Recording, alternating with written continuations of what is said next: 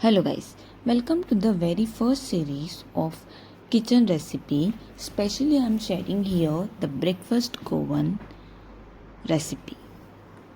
म्हटल्यार पोळे. जशें की हांवें तुमकां शॉर्ट्सान पयलीं सांगलेलें आसा की every Goan house is incomplete without this breakfast.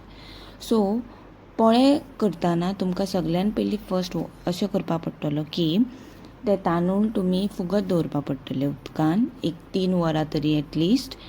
च्या पिवपाक तुमकां 3-4 वरां आसा म्हणल्यार ताचे पयलीं तुमी ते फुगत दवरपाचे. तांदूळ फुगल्या उपरांत नेक्स्ट स्टेप इज ते उदक क्लीन करून परत तितून दुसरें उदक घालपाक जाय आनी मागीर तुमी ते मिक्सरान वांटून घेवपाक जाय.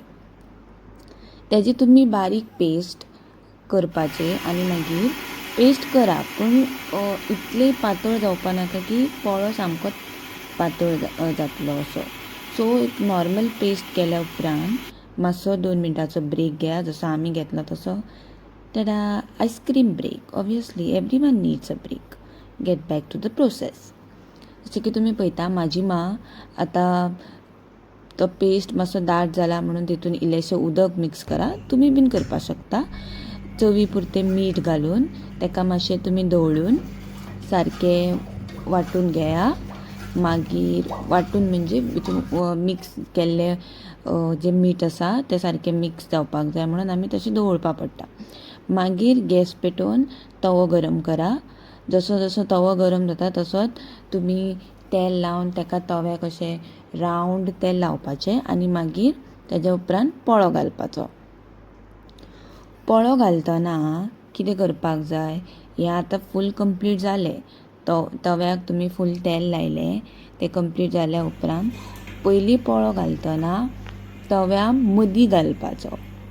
जसो तो एकदां मदीं घातलो काय मागीर ताका रावंड असो भोंवडोवपाचो. तशें भोंवडयल्या उपरांत मागीर तवो घेवन मातशी तेजी मुवमेंट करपाची. तशें केल्या उपरांत तो मातसो इन सर्कल शेपीन सारको येता. सो हें जाल्या उपरांत जसो हो आवाज, माय गॉड, सगळ्या गोंयकारांचो फेवरेट आवाज हो आवाज पोळ्याचो. कोण आवडुपा ना अशें कांय ना. मागीर तेज्या उपरांत तुमी तो धांपून दवरा. धांपून जाल्या उपरांत पोळो is ready. And here my mom is doing for the second time because म्हाका जाल्यार पोळे खूब आवडटा. आतां आमचो पोळो ऑलमोस्ट रेडी जाल्लो आसा. This is the last one. हो पोळो रेडी जालो म्हणटकीर नेक्स्ट स्टेप इज ईटींग ब्रेकफास्ट. सो पोळे खावप म्हणजे म्हजें सदांचें अशें फेवरेट. हांव सातूय दिसा सुद्दां ब्रेकफास्टान हें खावपाक शकता. इतलें हें गोंयकारांक पोळे आनी भाजी मेळत जाल्यार आनी कांयच नाका अशें जाता. सो जशें की तुमी पळयता आमी ब्रेकफास्ट एन्जॉय करता. She is my mom.